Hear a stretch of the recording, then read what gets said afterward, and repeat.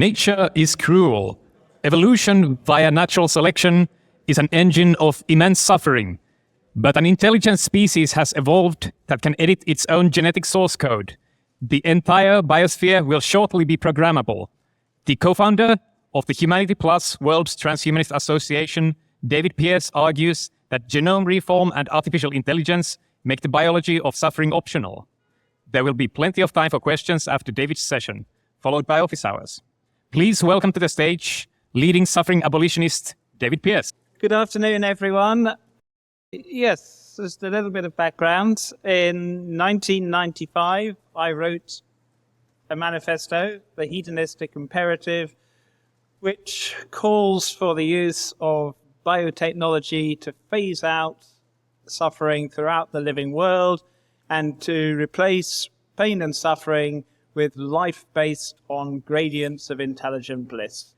Now, back in the late 1990s, the human genome hadn't been decoded, cultured meat was just sci-fi, but I think we can now sketch out in purely technical terms how to implement the abolitionist project.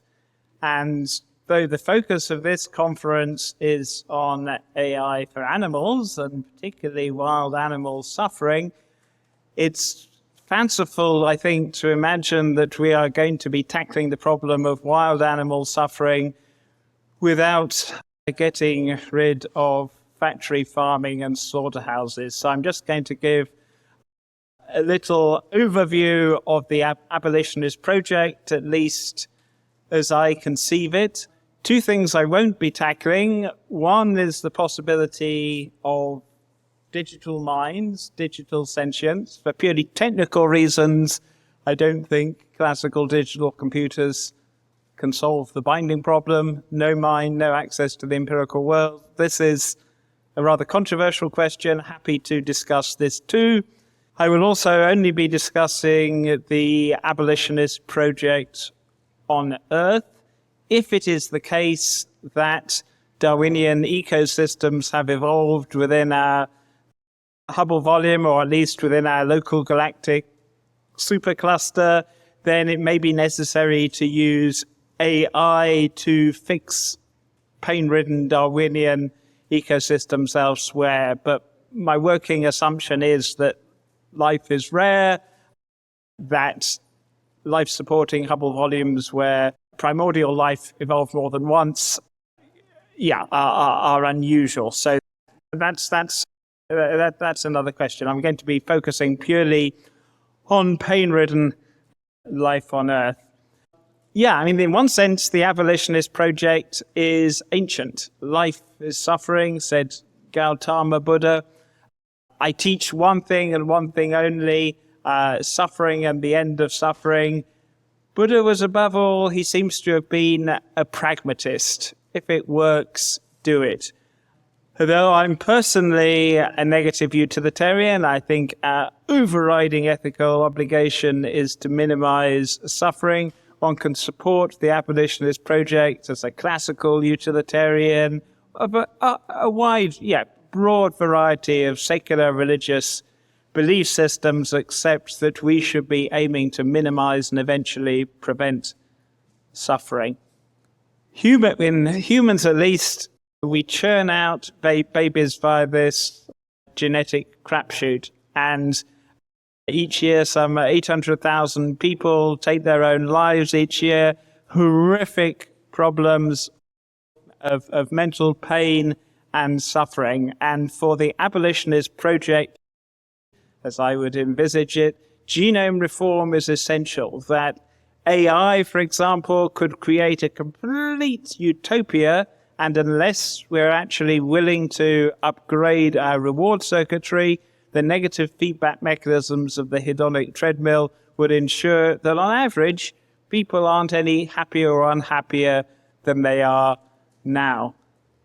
Yes, I would argue that all prospective parents should be given the option of pre-implantation genetic screening, counseling, the option of benign versions of, for example, the SCN9A gene, volume knob for pain, ensure that all babies born into this world have a very high pain threshold, high, not initially getting rid of pain altogether, but benign versions of SCN9A, also the FAR gene.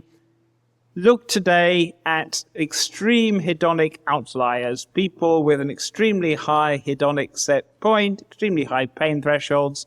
Essentially, we should be aiming to create a hypothymic civilization. Hypothermia being essentially having extremely high hedonic set point without being clinically manic. Yes, as I said, in the long run, I think all life should be based on gradients of bliss. For technical reasons, I suspect we're going to go on ratcheting up hedonic set points, hedonic range, eventually life based on gradients of superhuman bliss, orders of magnitude richer than anything accessible today. But that's speculation. I'm not convinced it's morally urgent in the same way as the problem of suffering is. Okay, as I said, it's fanciful to suppose we're going to be tackling wild animal suffering to systematically help non-human animals in nature while we are systematically abusing non-humans' factory farms and slaughterhouses. Now, there are a number of potential ways AI can help, genome reform. I'm genuinely torn here. Should we be, for example, creating non-human animals in factory farms with a minimal capacity for suffering? Or should we instead be saying that animal agriculture should be outlawed altogether? And this is my view. And the only way I think realistically we can get rid of animal agriculture is to accelerate the development and commercialization of cultured meat, farm-free animal products. That is the next stage of the abolitionist project as I conceive it. If this is the case, why discuss wild animal suffering now? I think if we don't have this discussion, then animal activists will spend time in misguided initiatives such as rewilding, captive breeding programs for big cats and stuff like that. Okay, wild animal suffering. Now, on its own, predation, it's rather bland, but really, Darwinian life is unspeakably awful, and to capture how awful it is, one should really be showing some graphic images or video.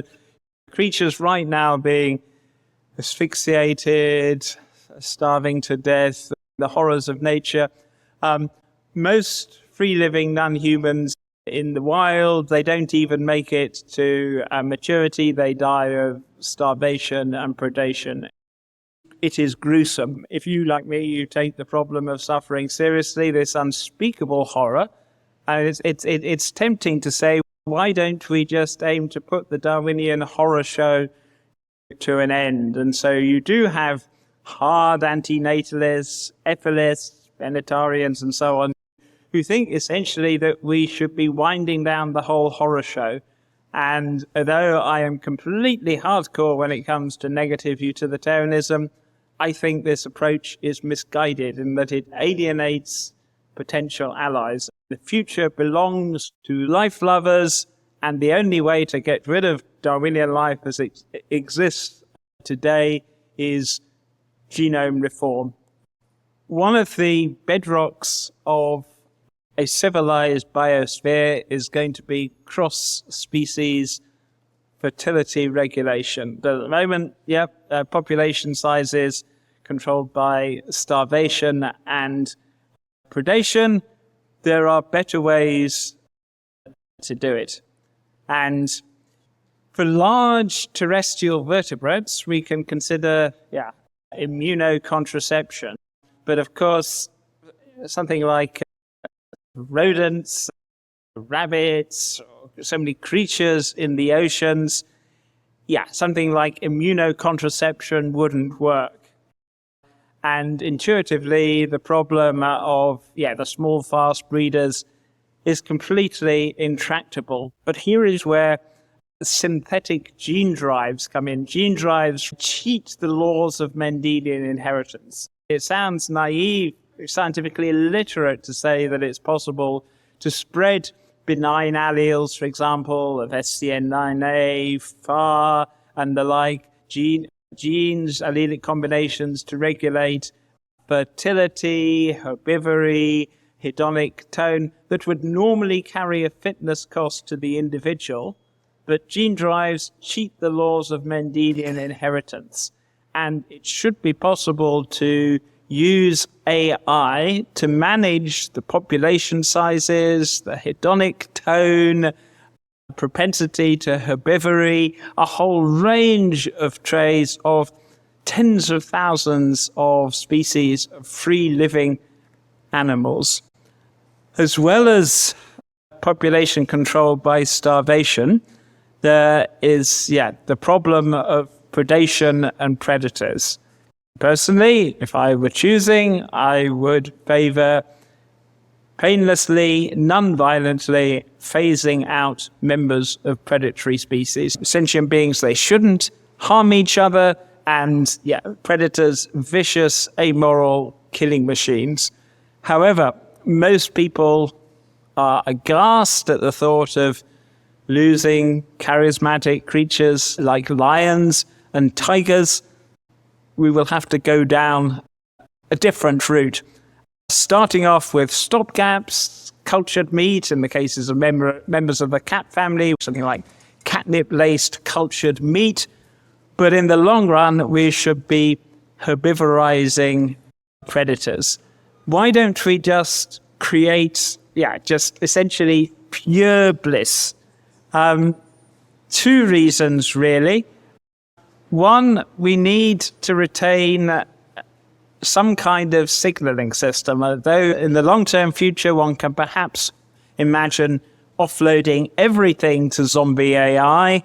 For now, it is going to be much more realistic to ratchet up hedonic set points and hedonic range. Nature just doesn't seem to care whether your hedonic set point is set high or average or low. And so initially, both for humans and for non-human animals, I think we should be focusing on ratcheting up hedonic set points. In the long run, I think the pleasure-pain axis can be replaced by pleasure-superpleasure axis. But for now, get hedonic set points and pain thresholds up to to high-functioning outliers today. And we can do case studies.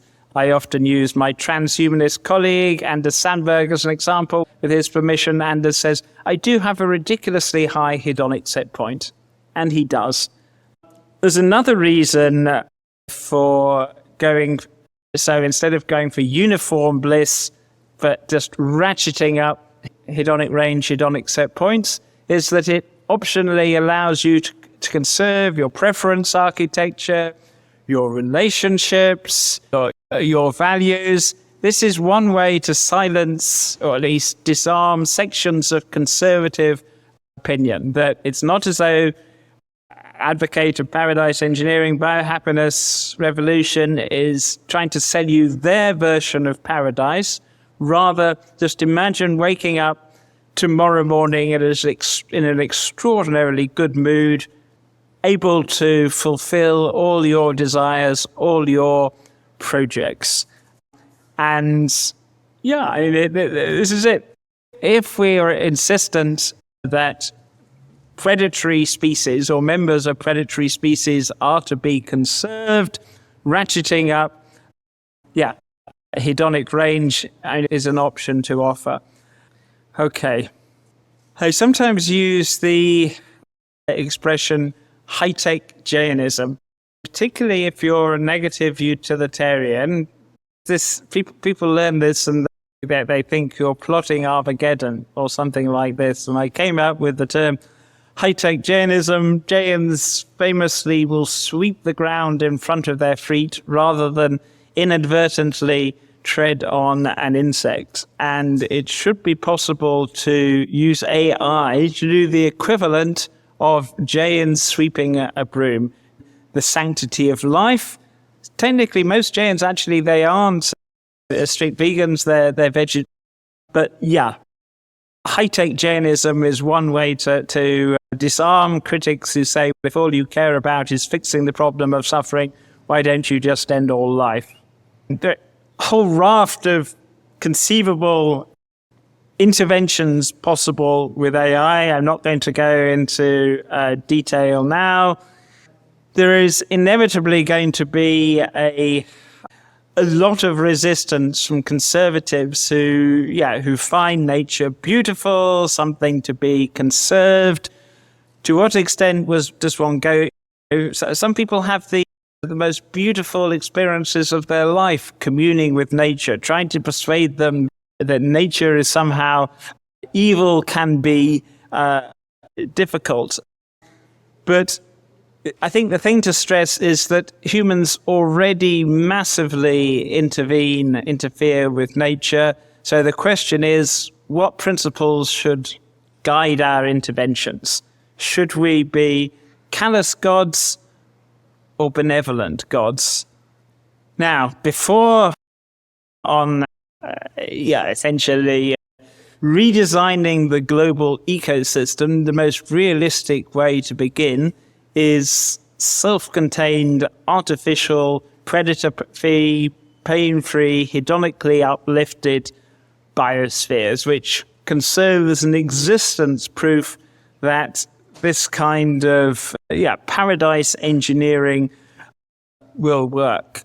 Clearly, this kind of biosphere is expensive. Just how expensive depends whether there are different sizes of biosphere one can imagine. But yet, to disarm the objection that hubris, playing God, unforeseen catastrophes, this kind of initiative will presumably be started with artificial biospheres. Critics say that this kind of pan-species welfare state will be turning the whole living world into a zoo. And I think this is a very useful distinction, the distinction between being incarcerated and being wild, that human beings and non-human animals flourish best when free living, but essentially just as, right now, we're wearing clothes, it's a civilized environment, and yet we're free living. And the same is going to be true of non-human animals too. And the future I conceive it, the long-term future, I think there is going to be extreme selection pressure in favor of genes, allelic combinations promoting life based on gradients of bliss. That if you're a prospective parent, you can choose the hedonic range, hedonic set point, and pain threshold of your future children. You're going to choose happy genes, and this cycle will continue. And the same is going to be true of the rest of the living world too. AI, as it becomes ever more sophisticated, is going to, essentially we're going to be able to delegate more and more tasks to AI. I have obviously glossed over all manner of complications and pitfalls in this little chat, but I think now would be a good time to throw things open for a discussion. David, thank you very much. Lots of questions. As the MC running questions, I get the privilege of asking the first one. I would suggest that your ideas are quite morally radical. Firstly, do you agree with that? And secondly, if you do agree, why is that the case? Because I find it hard to argue against your ideas morally, and I actually agree with at least many of them very strongly, certainly with your focus on suffering. But I think that presentation to many people outside of this room, many people probably inside this room, would appear to be quite radical. Do you have any views on that? There are a minority of people who rightly regard the ethical case for phasing out suffering as just common sense. But a lot of people would find this sci-fi. One useful technique when faced with this kind of incredulity is just a thought experiment that imagine we, humanity, encounter an advanced alien civilization that has phased out the biology of suffering in favor of gradients of bliss, and herbivorized predators and herbivores live in their wildlife park. What kind of argument would the bioconservative use to urge the aliens to reintroduce ancestral horrors, involuntary suffering, depression, pain, and the horrors of Darwinian life? So essentially, it's a case of status quo bias, in the sense that now one wouldn't need to argue in favor of pain-free surgery.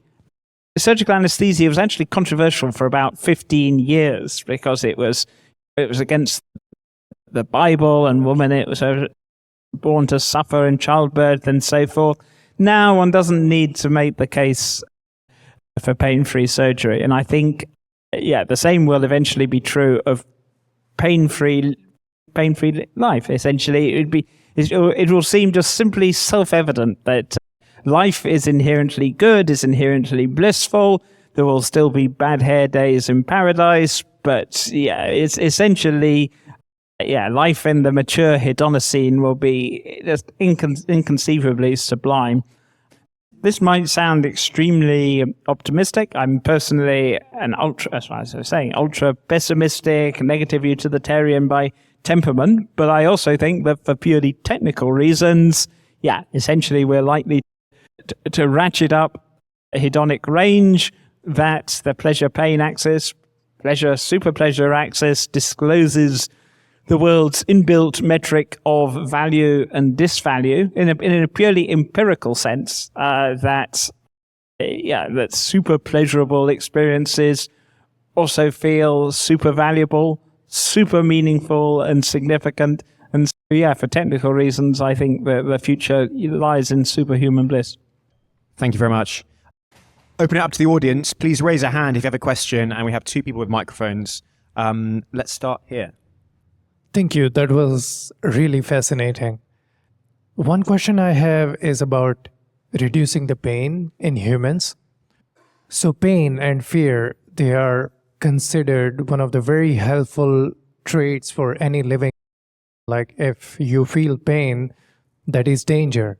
That is where you try to, backtrack, and the same with fear. That, for example, if a predator is coming in the wildlife, right?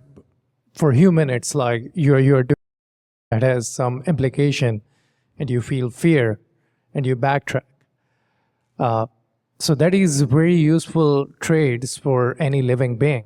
How do you think that changing that, don't you think that would not help and that would cause some damage?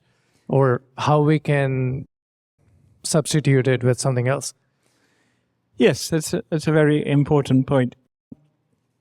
Pain is mediated by hundreds of different genes, but for convenience, expository convenience, at least in part, I often focus on the SCN9A gene, the so-called volume knob for pain. Now, nonsense mutations of SCN9A, they induce congenital insensitivity to pain, but they also abolish nociception too, which is potentially very dangerous indeed. But there are dozens of alleles of SCN9A, ranging from the extraordinarily nasty ones involved in, let's say, man on fire syndrome, in which pain is felt much more intensely, to other mutations involving a high pain threshold. And what we want provisionally, before going on to the really sci-fi stuff of life based on gradients of bliss or offloading nociception to smart prostheses, essentially we want to make sure that humans and also non-human animals via synthetic gene drives in the wild have benign alleles of SCN9A. Pain is, in the words of someone with a very high pain threshold, pain, it's just a useful signaling mechanism. And there really are people, high functioning, but they aren't capable of suffering excruciating agony in the way that you or I would experience it. It's a related question. I was wondering if asymmetry So having both suffering and pleasure could be necessary. For instance, if we imagine escaping a predator is delightful, because it's very important from a fitness point of view. And in the future world, we could imagine that escaping a predator would be delightful. So I was wondering if asymmetry between pleasure and pain is necessary for fitness purpose. And I was thinking about one example where only having a pleasurable state could be bad for fitness because it could give incentives to put yourself in dangerous situations. Pleasure, naively at any rate, pain, suffering is much more powerful as a kind of disincentive than pleasure. It's essentially, certainly my experience with life, a lot of people, that pain, whether mental pain or physical pain, is much more powerfully motivating than pleasure. But consider for a moment just the extraordinary lengths that human and non-human animals will go for, let's say, mating opportunities, or how a captive rat, for example, who hasn't fed for 10 days won't cross an electrified grid to obtain food, but will cross the grid to have a chance to electrically self-stimulate the pleasure centers. Pleasure can be extraordinarily motivating. In the case of our core emotions, why did something like depression, for example, evolve? Non-social animals don't seem to get depressed. They can suffer. Depression seems to be the internalized correlate of the losing subroutine that is extremely low mood, involves behavioral suppression. And if you're a low status delta minus primate, let's say on the African savanna, it could be disastrous to challenge the dominant alpha. So you're cowed and submissive. And though in Huxley's Brave New World, Soma was this technique that Soma passive, this ideal pleasure drug, kept the proles, the epsilons and so forth, docile and happy. One problem with getting rid of low mood is that you create people, humans, who aren't biddable, submissive and controllable in the way that a cowed and submissive population is. But yeah, the question, how is selection pressure going to operate in a world where initially there is a low pain world and eventually a world without any pain at all? Tremendously a complicated question, but I think I indicated it. And the nature of selection pressure changes when, instead of being genetic roulette, intelligent agents are picking genes and allelic combinations in anticipation of the likely behavioral and psychological effects. Hi, I suppose I'm challenged by the idea that there's no benefit to pain or suffering. And also, I have a question about consent. Just speaking for myself personally, I did choose to go through the pain of childbirth, and it was meaningful to me. And the depression I've experienced in my life has resulted in massive growth and introspection, so I find value in it.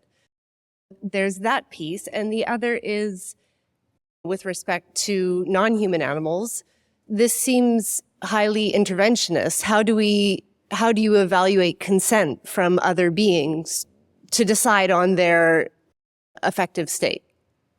Tackling your second question first, ignoring one or two complications that aren't relevant, all sentient beings display a clear wish not to be harmed, not to undergo starvation, terror.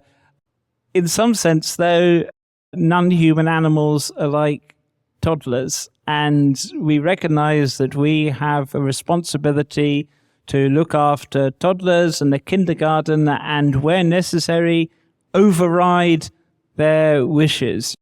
Imagine something like a needle administering painkiller. The toddler doesn't want a nasty needle stuck. Essentially, we are in the same position for non-human animals. They have the intellectual capacity and the sentience of toddlers, and toddlers don't need liberating. They need looking after. Now, of course, there's immense scope for abuse, and currently we use our superior intellects to enslave billions of non-humans, animals in death factories. But in the long run, we should be paternalistic. Much what we said there. Your first point, yeah, it's worth stressing that the kind of suffering that the Abolitionist Project is geared to abolishing is involuntary suffering. Now, of course, if each time one says involuntary, it becomes wordy. But no one is going to force you to be happy against your will. And just one final point, though. I think the question is not whether pain, suffering can sometimes be instructive and valuable. The question to ask is, are the ghastly raw feels indispensable, or are there better ways to learn the lessons? And one thing that the whole AI revolution teaches us is that the raw feels of suffering are just not essential, that they're simply one form of information processing system. And so when it comes to the ghastly stuff, why preserve it if there are more civilized information signaling systems available? Hi, thank you. This was really interesting. I heard some of these ideas for the first time. One of the questions I had was around when you're, like, to me, the way that I understand nature right now is every prey pretty much is a predator for something else. So if you're herbivizing the predators, how do you do that to maintain this balance in nature without doing that to all the animals? Or just wanted to hear your thoughts on that part. And then part two of this, I'm just curious of responses that you've gotten maybe from various religious groups about your ideas. I'm just curious about like how they maybe perceive these concepts. Okay, religious groups first. If one starts by saying something like, I am a transhumanist and I have radical ideas about how to reprogram the biosphere, most traditionalists will switch off. If, on the other hand, you start with the book of Isaiah, this prophecy of a future peaceful living world in which the lion and the wolf will lie down with the lamb, yeah, this sets a very different context. And so, yeah, wherever possible, if you have a traditional religious audience, go for ancient texts, stress you're not actually proposing anything ethically, ideologically new. All that is really new, obviously, Isaiah is a bit light on the technical details of how the lion is going to lie down with the lamb. But yeah, it would be pushing it too far to say that, yeah, one is fulfilling divine prophecy, but Jesus, the miracle of the loaves and fishes, is prefiguring cultured meat. And the Garden of Eden was vegan, and the world will be so again. It will be so again. This can be taken obviously too far, but nonetheless, with a religious audience, I don't find it fruitful to engage in theological disputation, but instead focus on possible points of agreement. Your first point, absolutely correct, that simply on its own, phasing out predation, either by, in the long run, genetically editing members of predatory species, or on the short run, separating them, cultured meat and so forth. In the absence of predation, there would be a population explosion of herbivores, followed by ecological collapse and more suffering, which is why cross-species fertility regulation is going to be absolutely essential. So there is going to be a huge role for AI here, with tunable synthetic gene drives allowing the remote management of fertility of tens of thousands of species. Hello. So my question is about, you talked about gradients of bliss. I'm curious about humanity's ability to recalibrate. So would a low bliss state potentially feel like suffering in this future form, or what arguments are there against that? It is quite a powerful intuition that pleasure and pain are mostly, if not entirely, relative. And a counter-argument, very earthy counter-example, is making love. That if done properly between two sensitive lovers, love-making involves both dips and peaks, but nonetheless it is generically pleasurable throughout. And sadly, at the other end of the scale, there are people who suffer from chronic depression, high-functioning depressives, and sure, some of their days and some of their experiences are even worse than others. And sure, the not-so-bad days are functionally analogous to happy days, but nonetheless, in the case of severe chronic depressives, they never actually live life above hedonic zero. And at the other extreme, there are hypothymic people who essentially never fall below hedonic zero. That even though, some of their lives, some of their days, some of their experiences are better than others, they simply do not experience the raw feels of subhedonic zero states. But it's quite unintuitive. People find more intuitively the possibility that someone can undergo life based on gradients of suffering, but the idea it's possible to bounce through life animated by gradients of intelligent bliss, it's more counterintuitive, which is why case studies are important. Understanding what are the pitfalls and weaknesses of cognitive weaknesses of people with extremely high hedonic set points. Thank you, Mr. Pearce, for your entire presentation. I think despite some of the feedback you've gotten, I think you're absolutely brilliant. I think you're a visionary. I'm going to be buying all of your books immediately. But so I've had these ideas as well for quite some time as well. I think that people will fail to understand that you don't have to have war to have peace, let's say, or similarly, even in physics, you don't have to have a tesseract in front of you, for example, a four-dimensional object, to know what it performs like. So I think that you don't have to have, obviously, suffering to have well-being. But I had a more interpersonal question for you. So obviously, going into a transhumanist future, we're going to have things like cellular reparation through nanobots, et cetera. So I was curious, if we did have that type of technology, what do you think would be the biggest bottleneck to living forever, let's just say? Bottleneck in the technical sense or the ethical sense? The standard arguments people rationalize not wanting to lead indefinite lifespans is it would be boring. But it would be possible to phase out the biology of boredom and replace it by information-sensitive gradients of fascination. So you can have, to preserve critical insight, so you can still have the functional analogs of boredom, but life will seem enthralling and meaningful and hyper-significant by its very nature. With AI increasing as well, the only way for us to keep up with it would be obviously increasing our software, which would be our IQ. So like Neuralink, for example, but also we would have biological or organic limitations in our bodies.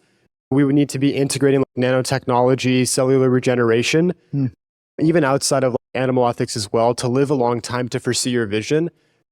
For this to occur, for us to modify nature through population control, things like that, we need to live a long time. I guess I was just curious your thoughts on gene repair, things like that, more just interpersonal transhumanism, if that makes any sense. I assume that essentially we're going to have neurochips. So everything that zombie AI, so I say zombie AI because recall I don't believe that machines with an existing architecture are going to wake up, but everything that super intelligence can do, you'll be able to do too and more with a neurochip. How it's going to play out long term, although tentatively I predict that, we will be having a transhumanist civilization of no suffering, super happiness, super longevity, and super intelligence. God knows what horrors, lie ahead too. My good friend Andres kindly published my 24 predictions for life in the year 3000, which unbelievably is sublime utopia, but left out my prediction of nuclear war this century. I hope I'm wrong. I'm not some kind of Pollyanna, though this talk might seem like it. Hi, David. Thanks for the talk. it seems like a lot of what you've been saying has been tempered a little bit by trying to respond to critics and trying to present something that's at least somewhat palatable. If I could snap my fingers and you're just infinitely and perfectly persuasive, you just have that magical ability, how does the roadmap change? How fast do we go? What holds us back? If there were global consensus for phasing out the biology of suffering via non-apocalyptic means, then essentially the abolitionist project could be fulfilled in 100 years, possibly less. In practice, I think that timescale is fanciful. Note that what I haven't done in this talk is invoke superintelligence as some kind of deus ex machina that's going to solve all our problems. But really, I think, the biggest challenges that lie ahead are ethical, ideological, and above all, status quo bias, not the technical challenges. And just to conclude, because we're running out of time, I gather, if anyone has any follow-up points, questions, I'll do my fallible best to respond. And sorry for glossing over countless pitfalls that probably spring to mind in this discussion. Thank you again. David, thank you very much. And apologies to those speakers who didn't get a chance to ask questions this time around. From me, thank you for your work. I really admire and really inspired by your vision and your moral courage and clarity. And I hope the world looks a lot more like this world than our current world in the future. David Pearce.